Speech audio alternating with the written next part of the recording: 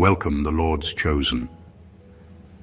There comes a point where even heaven stops negotiating. That's not anger. That's order reasserting itself. For too long, your enemies mistook grace for weakness and mercy for forgetfulness. They danced on the line between warning and consequence, thinking God's patience was endless credit. But every divine delay has a hidden expiration date, and that date has just been stamped. Let's get something straight. God isn't in the business of repeating himself. He doesn't warn forever. He doesn't beg the wicked to stop self-destructing. There comes a moment when heaven simply folds its arms and says, "Enough."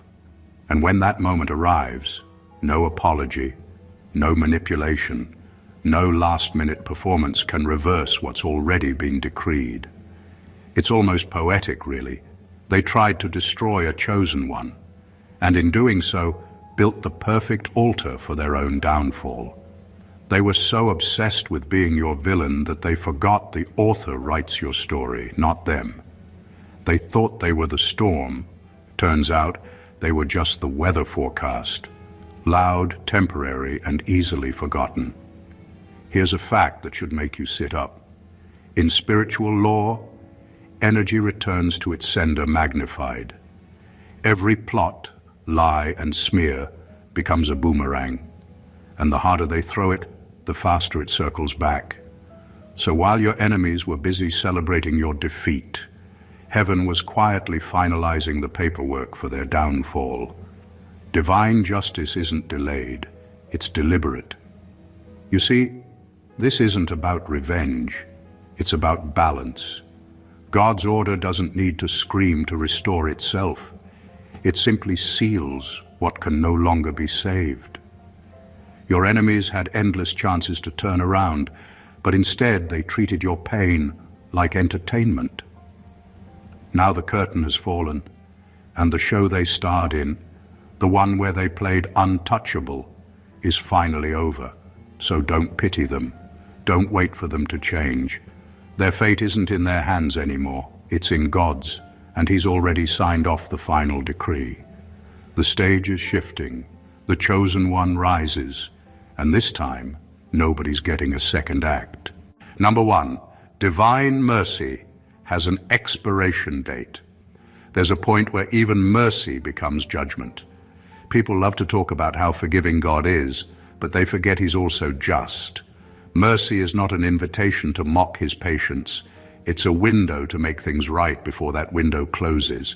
And when it does, no amount of tears, excuses, or sudden awakening can reopen it. Your enemies had their chances. They had the dreams, the warnings, the guilt in their chest that said, "Stop." But they ignored every single one of them because they believed mercy was unlimited. And that belief has now become their downfall. God gives time, not because He's indecisive, but because He's giving people the opportunity to expose their true hearts. Some use that time to change. Others use it to dig deeper into deceit, envy, and arrogance.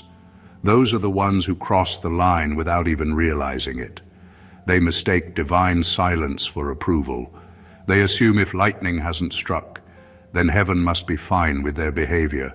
But God's stillness isn't weakness, it's strategy.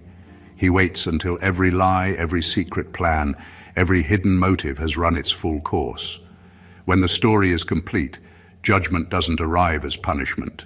It arrives as consequence. There's nothing cruel about it. In fact, it's frighteningly fair. They had grace. They mocked it. They had time. They wasted it. They had you, a walking warning, and they ridiculed the very person who carried their opportunity for redemption. They thought they could play with divine order like it was a game of manipulation and control. But when God says enough, it's not shouted. It's sealed. From that moment, their path doesn't just lead to loss. It leads to exposure, decay, and the slow unraveling of everything they built on deception. The truth is, mercy never disappears suddenly. It fades quietly, step by step, until the person who abused it can no longer feel it. That's when judgment becomes visible, not as fire from the sky, but as the collapse of the illusion they trusted more than truth. What they're facing now isn't random bad luck. It's the echo of their own choices. They thought God forgot, but he was just waiting, and now waiting time is over. Number 2, they mistook delay for approval. One of the greatest mistakes your enemies made was confusing God's silence for his permission. They assumed that because nothing struck them down immediately, they were safe. They called it favor, they called it intelligence, but it was really delusion. God's delay is never his approval, it's his observation. He doesn't always respond to evil in the moment, because he's allowing every hidden thing to come into the light. When people think they're getting away with something, they reveal who they truly are. And that's what God wanted. The full truth on display, with no masks, no excuses, no pretending. While they were laughing and mocking, God was watching. While they were plotting, he was recording. And while they thought they had escaped consequence, he was only waiting for the right moment to show how wrong they were. The divine clock doesn't tick like ours. What feels like delay to us is actually precision to him. He lets people go far enough to show everyone that their fall wasn't random, it was earned. He lets them succeed in their deceit for a season, so that when their collapse comes, no one can say it was unfair. That's the danger of arrogance. They mistake mercy for weakness and time for triumph. They start believing their own lies. They start thinking their power came from their skill, their manipulation, or their charm, not realizing it was God who allowed their rise, just so their fall would carry a lesson for generations. The longer they mocked, the deeper the roots of their destruction grew. Every uncorrected action was a seed planted in the soil of divine justice, and now those seeds are blooming, but not into blessings. It's a humbling truth. God's patience is not permission. It's a countdown. And when the countdown hits 0, the same silence they took advantage of becomes the silence that covers their downfall. They'll look for God's help and find only the echo of their own choices. They'll remember every warning, every moment they could have stopped, and realize it wasn't that God didn't care. It's that he cared enough to let truth finish its course. What they called getting away with it was simply grace running out of time. Number 3, God waited until they buried themselves. God doesn't rush judgment. He lets people expose their own hearts through their actions. Your enemies thought his silence meant they had won, but all along they were digging a pit too deep to climb out of. Every lie they told, every trap they set, every manipulation they tried became another shovel of dirt over their own integrity. God didn't have to strike them down. He just stepped back and allowed them to keep proving who they were. Eventually, the weight of their own deceit became the very thing that crushed them. That's the thing about divine justice. It's not always instant, but it's always inevitable. God doesn't stop people from making choices. He just lets them walk far enough for those choices to expose what's inside. Your enemies thought they were burying you, but every action they took was actually writing their own story of downfall. They became so obsessed with trying to ruin you that they didn't see how much of themselves they were losing in the process. Hatred blinded them, pride drove them, and ego whispered that they were untouchable. But God doesn't need to interrupt fools. He lets them finish the performance so everyone can see the ending clearly. The most dangerous part of self-deception is when a person mistakes progress for success. Your enemies thought their schemes were working. They thought your silence was weakness and your isolation was defeat. What they didn't know was that heaven was using that very time to build your elevation and expose their motives. God waited until their intentions were fully matured, until they had spoken too much, done too much, and crossed too many lines. Then, when there was no room left for denial, the trap they set for you snapped shut on them instead. When God lets someone bury themselves, he does it out of precision, not cruelty. He gives them rope, not to destroy them, but to give them the chance to stop. And when they refuse, the consequences become their own doing. Your enemies aren't victims of divine anger. They're victims of their own stubbornness. They laughed while digging your grave, never realizing they were building their own tomb of regret. God didn't have to expose them. They did it for him. Number 4, their warfare against you became their covenant with destruction. When people rise against a chosen one, they aren't just fighting a person. They're interfering with divine order.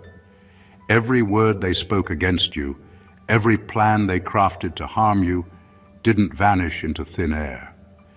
In the spiritual realm, intention is currency, and the moment they decided to use their energy to destroy you, they unknowingly entered a contract with their own downfall.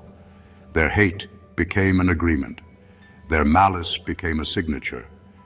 And their persistence became the proof that heaven needed to let justice unfold without interference.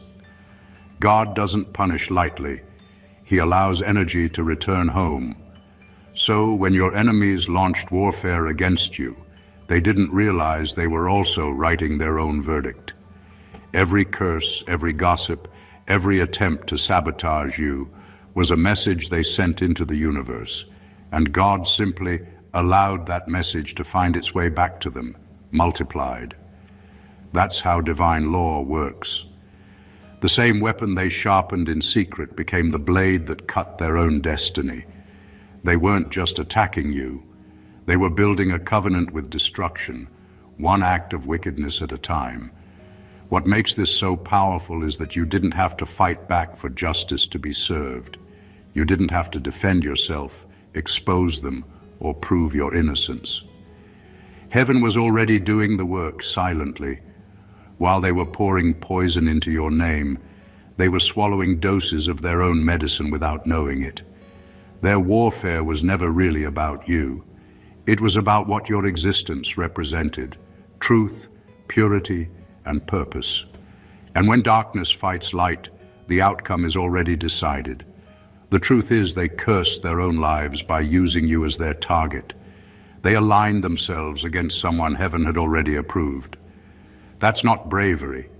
That's spiritual suicide.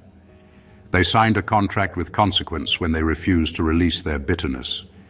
And once that covenant was sealed, even their apologies couldn't reverse it. God didn't have to intervene harshly. He just let their own words and actions testify against them. Their warfare became their evidence. Their hate became their undoing. And now, what they built to destroy you has become the altar on which their own judgment rests. Number 5, what they called getting away with it, was God collecting evidence. Your enemies thought they were clever. They believed they'd outsmarted everyone, including God. To them, your silence looked like defeat, and their success felt like confirmation that heaven didn't care. But what they never understood is that God doesn't forget. He observes. Every word, every lie, every sneaky move they made behind your back was being documented in the divine system. He wasn't ignoring them. He was collecting evidence. Every action they thought no one saw was entered into a spiritual file, waiting for the moment when truth would be undeniable. Divine justice doesn't move impulsively. It moves intentionally. God isn't reactionary. He doesn't punish the first time someone does wrong. He allows their pattern to reveal itself. He lets their arrogance, their deceit, and their false confidence accumulate until the evidence is so overwhelming that even they can't deny it. That's why their exposure feels sudden. Because while they were laughing, heaven was building a case. While they were boasting, heaven was compiling records. What looks like a collapse to them is actually a verdict being executed after years of investigation. That's how God works, quietly, precisely, without emotion clouding his judgment. He doesn't expose until the timing is perfect. He allows them to grow comfortable in their deceit. So when justice comes, it dismantles not just their actions, but their entire illusion of control. They thought they escaped consequences, But what they really did was pile up spiritual receipts. And now, payment is due. It's ironic, isn't it? They bragged about their cleverness, mocked your patience, and laughed at your faith. But the same patience they ridiculed is the very reason they can't escape now. God doesn't destroy instantly. He completes the record. He waits until every thread of deceit has been woven tightly enough to choke itself. That's why judgment never misses its target. When it hits, it's not coincidence, it's confirmation. So when you see them facing chaos, loss, or exposure, understand this. It's not random punishment. It's divine paperwork being processed. The files have been reviewed, the evidence has been approved, and now the sentence is simply unfolding. What they called getting away with it was just God finishing the audit. Number 6, repentance was never their goal. Revenge was. Some people never wanted peace. They just wanted power. Your enemies weren't interested in healing, understanding, or moving on. They wanted to see you fall. You tried to take the high road. You tried to leave them in peace. But they couldn't stand the thought of you winning without them. They didn't want resolution. They wanted revenge disguised as righteousness. Every apology they gave was a strategy. Every smile was a mask. What looked like reconciliation was actually reconnaissance. They were studying your peace so they could break it. That's the dangerous thing about people who are fueled by envy. They confuse obsession for justice. In their minds, hurting you felt like balance. They convinced themselves that your light was arrogance, that your confidence was pride, that your blessings were undeserved. They didn't realize that their hatred wasn't about you. It was about what you triggered in them. Your peace exposed their chaos. Your growth magnified their stagnation. And instead of changing, they chose to compete with someone who wasn't even playing their game. Revenge became their religion. Every time they plotted against you, it gave them a sense of control, a way to feel powerful in a life where they secretly felt small. They didn't want to admit it, but your existence reminded them of what obedience to God can produce. So rather than face their own laziness and bitterness, they made you the target. You became the mirror they couldn't bear to look at. But God sees the heart, and He doesn't mistake bitterness for brokenness. While they were busy plotting, heaven was observing motive.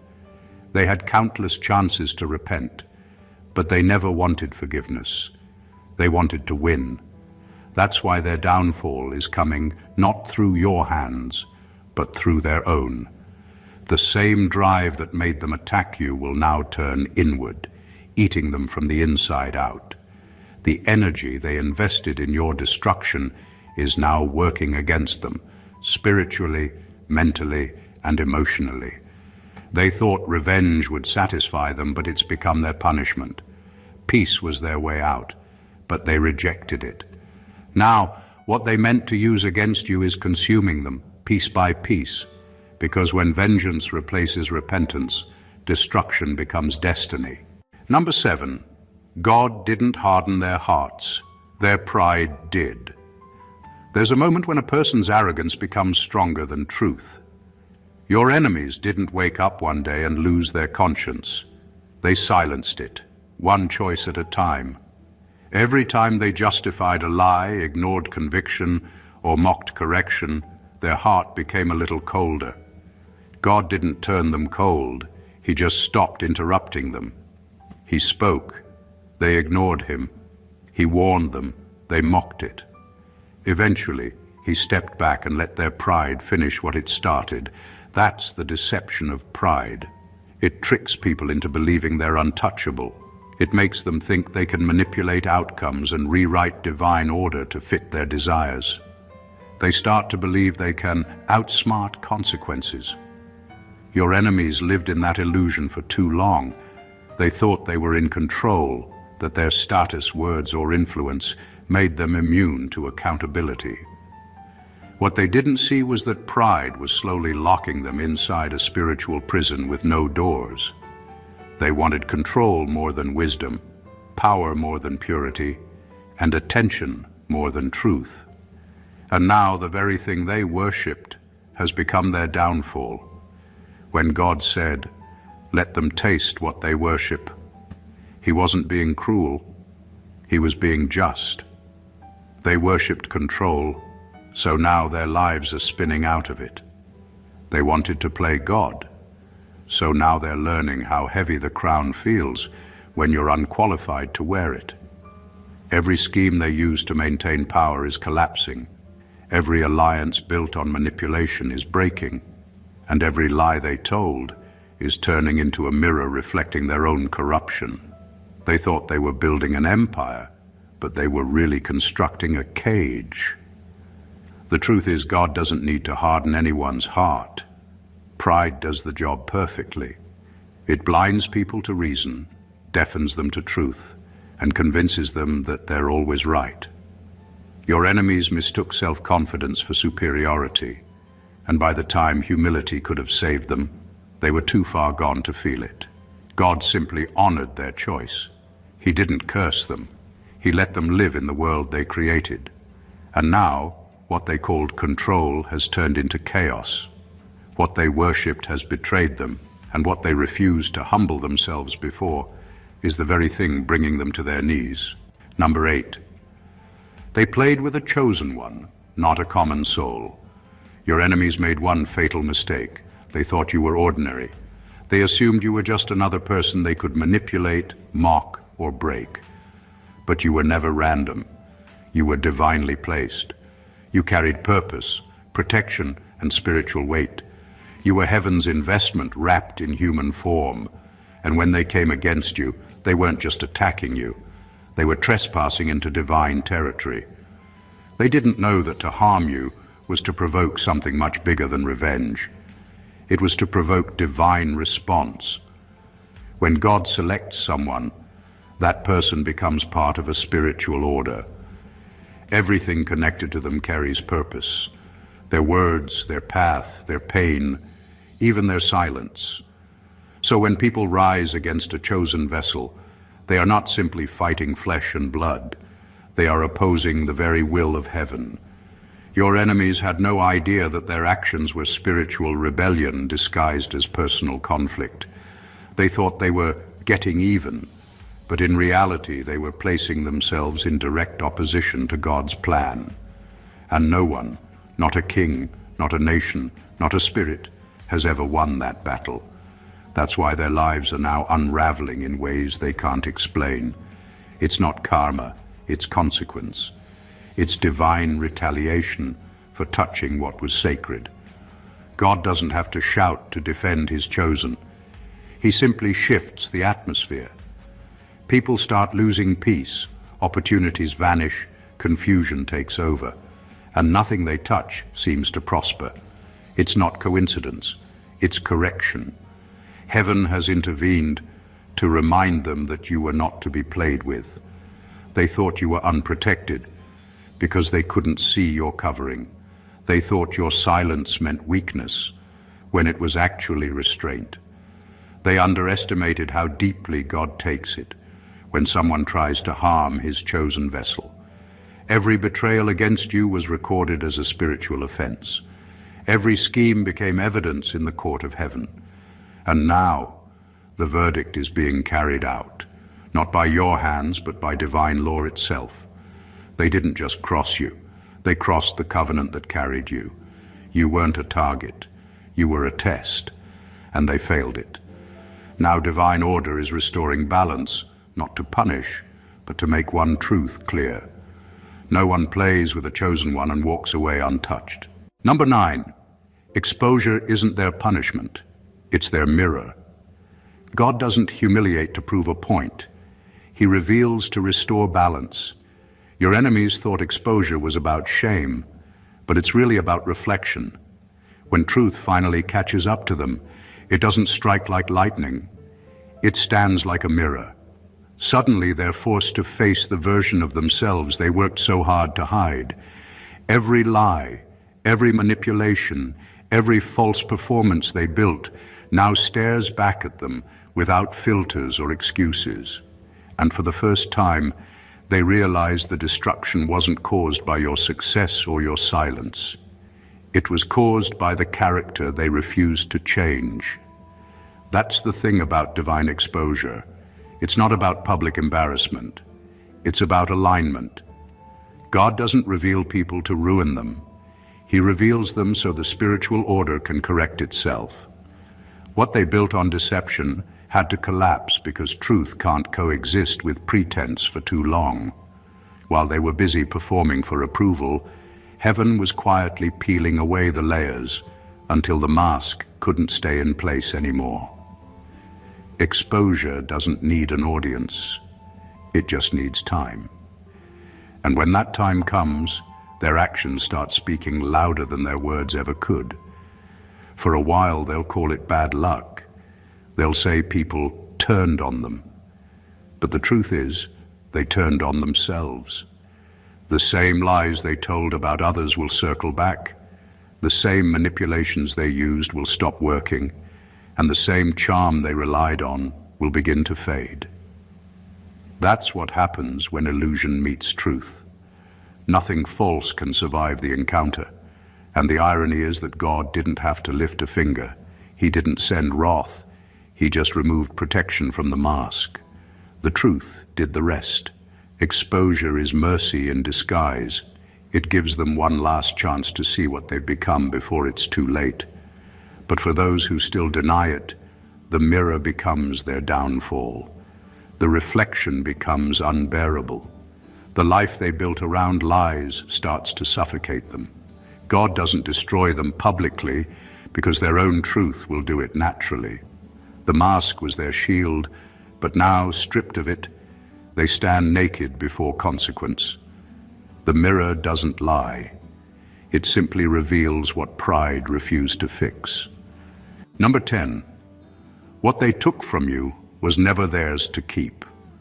When people take from a chosen one, they think they've gained an advantage. They think they've won something. Your time, your trust, your position, maybe even your peace. But nothing taken from someone divinely protected ever stays in the thief's hands for long. God's law doesn't work that way. Every spiritual system in heaven runs on justice, and one of its unshakable truths is this: whatever is stolen from a pure heart returns multiplied, and whatever is gained through deceit becomes poisoned to the one who took it. Your enemies thought they robbed you. They celebrated when they believed they had taken your opportunities, your reputation, your favor. But they didn't realize that God allows loss not to weaken the righteous, but to reset the balance. You can't steal from someone who belongs to divine order. You can only transfer what was meant to bless you into a curse for yourself. That's the law of divine exchange. What they stole is now working against them, and what you lost has been multiplied in unseen places, waiting for the right time to return in a greater form. You see, God doesn't rush to replace what was taken. He lets the illusion last just long enough for your enemies to think they've succeeded. He lets them get comfortable holding what was never theirs, so when the shift comes, it's undeniable. Suddenly their victory turns to ruin. What once brought them joy begins to rot in their hands. Their money dries up, their influence fades, their connections fall apart. Not because of bad luck, but because you can't prosper with something acquired through spiritual theft. They planted deceit, and now they're harvesting decay. Meanwhile, God restores you quietly, in ways they can't comprehend. He multiplies your favor, expands your influence, and gives you peace that can't be stolen this time. Every tear you shed, every unfair loss, every betrayal was converted into spiritual interest, and heaven always pays back with interest. So no, they didn't win. They simply traded temporary gain for permanent loss. What they took from you was never theirs to keep, because anything obtained outside of divine timing will eventually self-destruct. You didn't lose, you were upgraded. They didn't gain, They were set up for loss. God's justice is that precise. Number 11. Heaven's verdict was already written. You're just watching the premiere. What's happening now isn't a decision being made. It's a decision being revealed. Long before your enemies plotted, long before they even spoke against you, heaven had already documented both their actions and their outcomes. God doesn't improvise justice. He doesn't sit in the clouds, watching events unfold and then decide who deserves what. The verdict was sealed long ago, written into divine order, waiting for the exact moment when time and truth would meet. What you're seeing now is not judgment in progress. It's prophecy performing exactly as it was scripted. Your enemies thought they were unpredictable, but every move they made fit perfectly into God's plan. Even their deceit, their arrogance, and their betrayal became part of the evidence that would one day testify against them. They thought they were outsmarting you, but they were only confirming heaven's record. God allowed it not because he was uncertain, but because every story of injustice must unfold before its conclusion can be witnessed. The ending was always determined. This is just the moment when divine order plays it out for all to see. That's why you don't have to seek revenge or try to prove yourself right. You're not in a fight for justice. You're sitting front row at its manifestation. What feels new to you is ancient to heaven. The verdict has already been stamped, the sentence already scheduled, and the scene you're living is simply the premiere of what heaven has already completed. It's not random, it's revelation. Their downfall isn't chaos, it's choreography. Every hidden conversation, every betrayal, every attempt to destroy you was already factored into the script of your becoming. And now, God is letting the world see what he always knew, that no weapon formed against divine purpose can stand, and no lie can outlast the truth written by heaven's hand.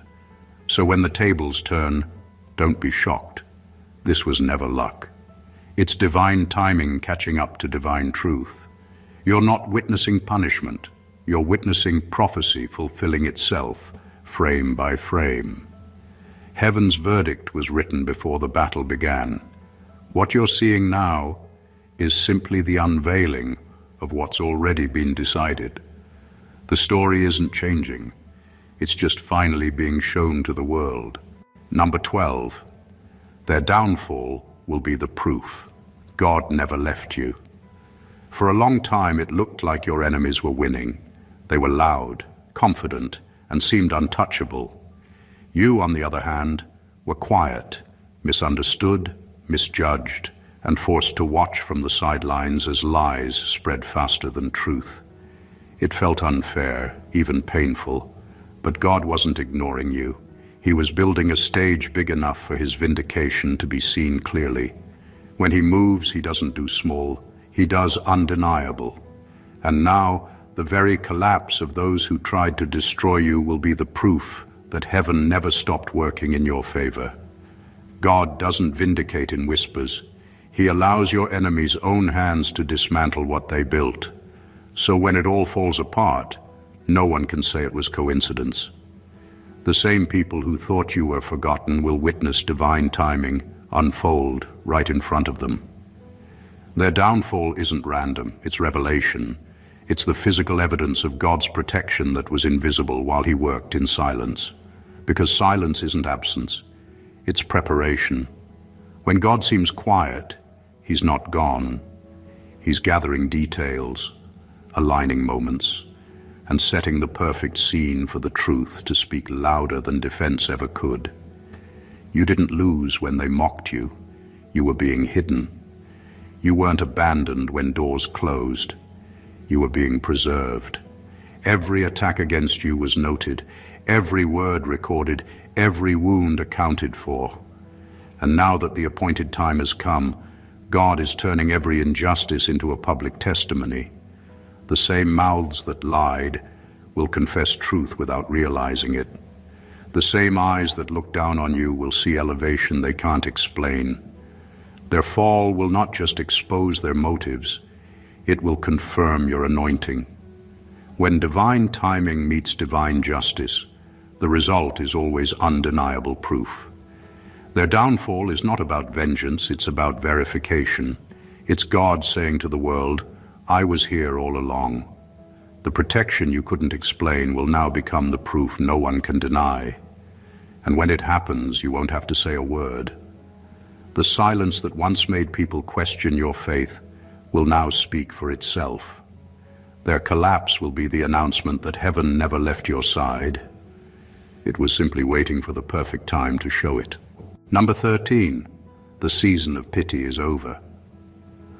There comes a point where your compassion starts to work against you. You've prayed for them, forgiven them, and even tried to understand the very people who set traps for you. You gave them grace when they gave you betrayal. You hoped that if you showed kindness, maybe their hearts would soften. But some people don't see compassion as love. They see it as weakness. They take your mercy as permission to keep wounding you, assuming that because you won't retaliate, God won't either. But heaven has drawn a line. The season of pity is over. God is not calling you to pray mercy over those who celebrate your pain. He's calling you to stand still and let His justice speak. Mercy is sacred, but when it's offered outside of divine timing, it becomes disobedience. When God says, enough, and you keep begging for leniency, you're no longer being kind. You're interfering with order. Compassion has a limit when it begins to protect wickedness from consequence. That's why this season feels different. The same softness that once made you weep for them now feels replaced with divine clarity. You don't hate them. You've just outgrown the illusion that everyone deserves access to your grace. Some people only understand pain when it's their turn to feel it. God isn't being cruel by letting them face consequence. He's being consistent. Justice isn't anger. It's balance being restored. For too long, you carried what wasn't yours to fix. You prayed for their deliverance while they planned your downfall. You asked God to forgive them while they were still wounding others. That's not mercy.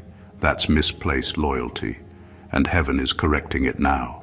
This isn't the time to feel guilty for walking away or releasing them to God's judgment.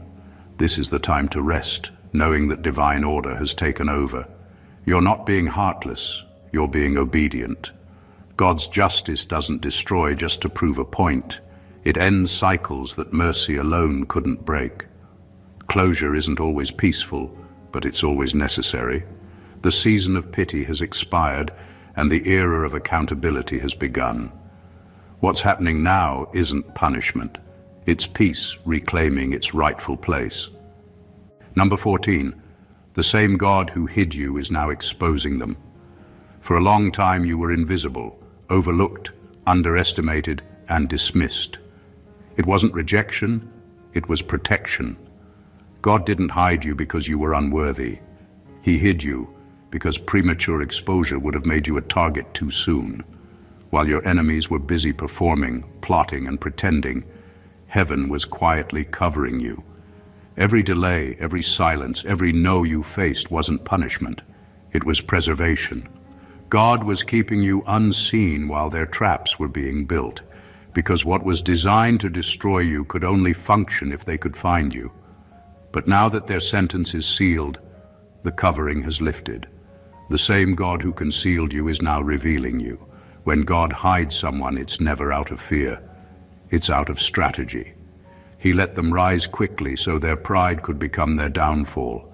He let them speak boldly so their words could become evidence. And while they were busy trying to prove something, you were in divine preparation. What they thought was silence was your training ground. What they called obscurity was heaven's strategy to make sure you would emerge untouched when the time was right. Now that the time has come, the switch is happening. God is pulling you forward and pulling their masks off.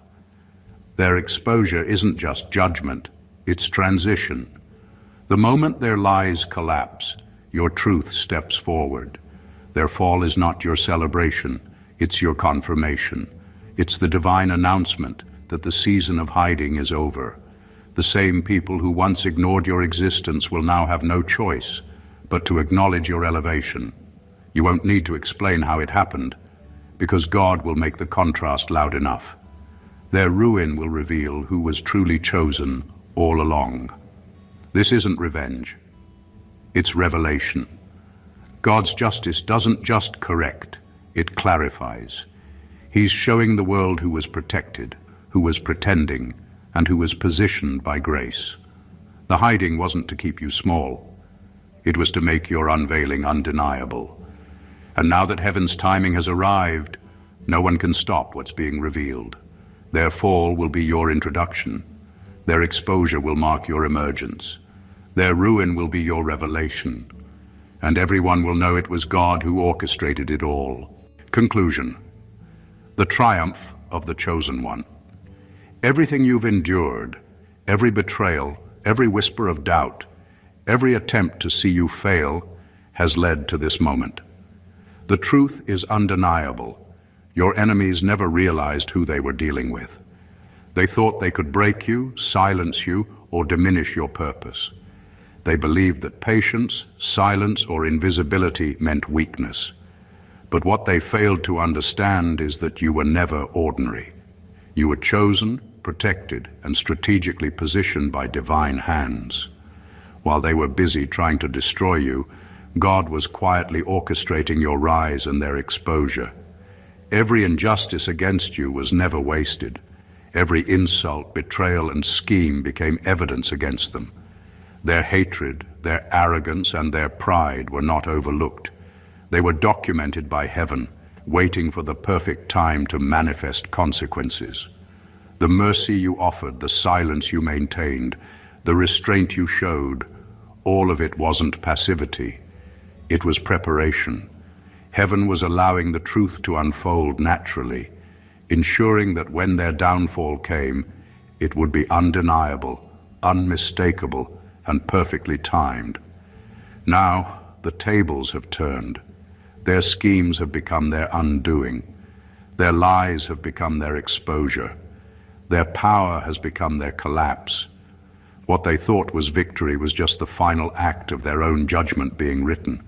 And as their illusions crumble, your truth rises, fully visible, fully vindicated. Every hidden victory, every quiet triumph, and every moment of faithfulness is now on display. The world will see that you were never unprotected, never forgotten, and never ordinary. Your rise isn't just personal, it's divine. It's the living proof that God's order cannot be challenged without consequence. This is the moment where silence becomes testimony, patience becomes vindication, and hidden grace becomes undeniable glory. Your enemy's ruin is your revelation, their fall is your confirmation, and their exposure is the proof that heaven has been with you all along. You have not only survived, you have been elevated, clarified, and established. The story is no longer about what they tried to take from you. It's about what God gave you through their failure. You are the evidence that divine timing, divine justice, and divine protection are always perfect. If this message spoke to your spirit, don't keep it to yourself. Subscribe to the channel for more powerful insights, like this video, to show your support. Leave a comment sharing your thoughts and experiences, and share it with anyone who needs to witness the power of divine justice. Your story, your rise, and your testimony are meant to inspire. And this is only the beginning. Stay blessed always.